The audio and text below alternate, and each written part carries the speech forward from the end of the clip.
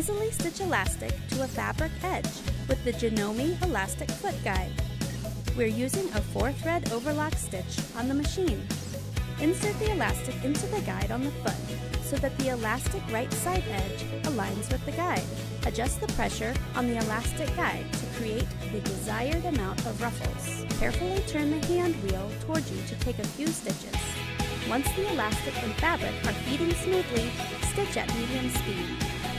You'll notice the foot also slightly stretches the elastic as you stitch, preventing pulling and tugging on the needles.